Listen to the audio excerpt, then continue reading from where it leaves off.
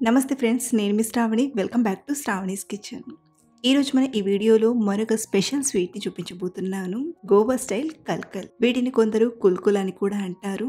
మనం పిండి వంటల్లో గవ్వల్ని ఎలా అయితే చేసుకుంటామో అలా అక్కడి వారు ఈ కల్కల్‌ని ప్రిపేర్ చేసుకుంటుంటారు.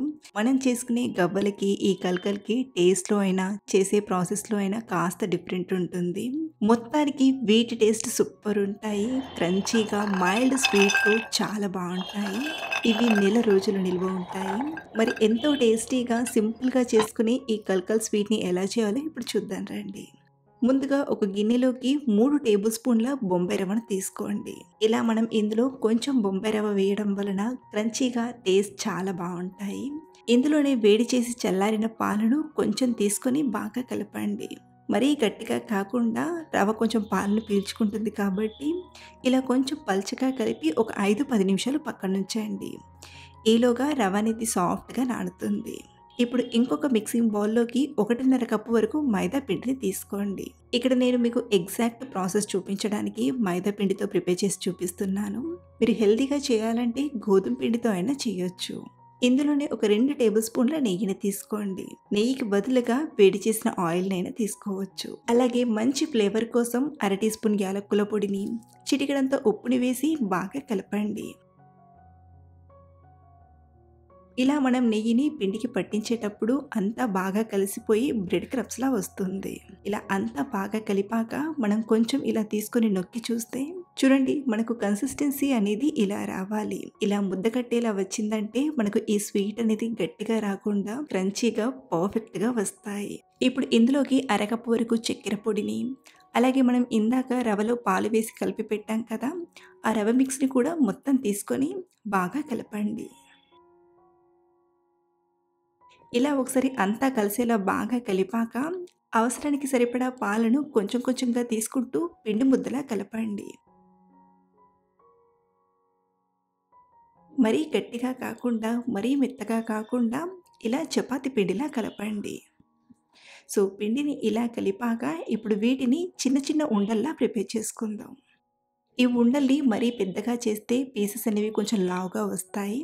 కాబట్టి ఇక్కడ చూపించినట్టుగా ఈ సైజులో ప్రిపేర్ చేయండి. ఇక్కడ నేను కొంచెం కొంచెం పిండిని తీసుకొని రోల్ చేస్తున్నాను కదా! మీరు కావాలంటే మనం కలిపిన పిండిలో నుండి సగం వరకు తీసుకొని సన్నగా రోల్ చేసి చిన్న చిన్న పీసెస్‌గా అయినా కట్ చేయొచ్చు. లేదా ఇలా కొంచెం కొంచెం పిండిని తీసుకొని రౌండ్‌గా చేసైనా తీసుకోవచ్చు. మొత్తానికి పిండి మొత్తం ఇలా చిన్న చిన్న ఉండల్లా చుట్టి తీసుకున్నాక ఇప్పుడు వీటికి డిజైన్ ఇవ్వడానికి ఇక్కడ నేను ఫోర్క్ స్పూన్‌ని తీసుకున్నాను. అందరి దగ్గర ఫోర్క్ స్పూన్ అనేది ఈజీగా అందుబాటులో ఉంటుంది కాబట్టి మీరు చాలా ఈజీగా చేసుకోవచ్చు. ఇప్పుడు ఒక్కొక్క పిండి ముద్దను తీసుకొని ఇక్కడ చూపించినట్టుగా ఫోర్క్ స్పూన్ పైన పెట్టి ఇలా స్లోగా నొక్కండి. ఆ తర్వాత ఇలా స్లోగా తీసి ఎడ్జెస్ అనేవి ఊడిపోకుండా ఇలా లైట్‌గా ప్రెస్ చేయండి. కింద డిజైన్ అనేది పాడవకుండా పైపైనే ఇలా కొంచెం ప్రెస్ చేసినట్టుగా చేసి తీసుకోండి. ఇలా మనం స్పూన్ పైనే చాలా ఈజీగా మంచి డిజైన్‌లో చేసుకోవచ్చు.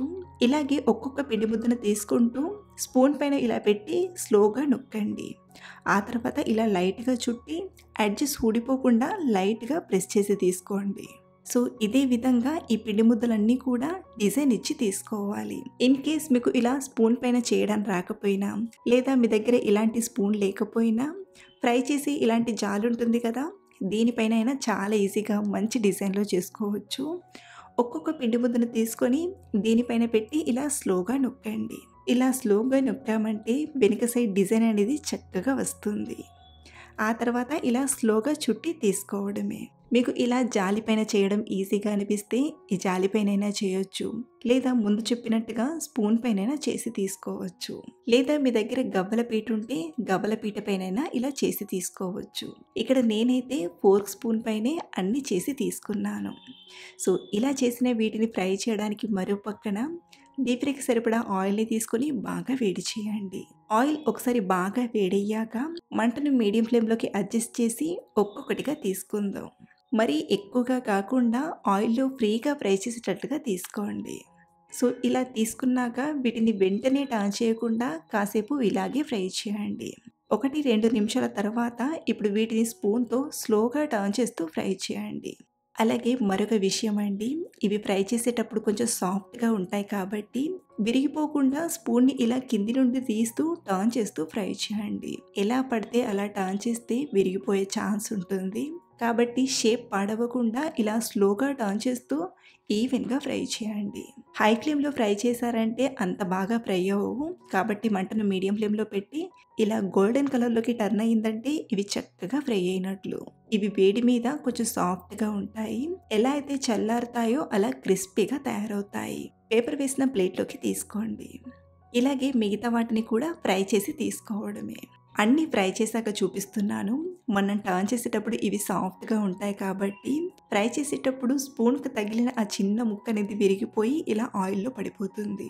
కాబట్టి టర్న్ చేసేటప్పుడు స్లోగా టర్న్ చేస్తూ ఫ్రై చేయండి. ఇలా అన్నీ ఫ్రై చేసి తీసుకున్నాక ఇవి వేడిగా ఉన్నప్పుడే కొంచెం చక్కెర పొడిని స్ప్రింకిల్ చేసి తీసుకోవాలి. ఇక్కడ నేను సన్నటి చక్కెర పొడిని యాడ్ చేస్తున్నాను.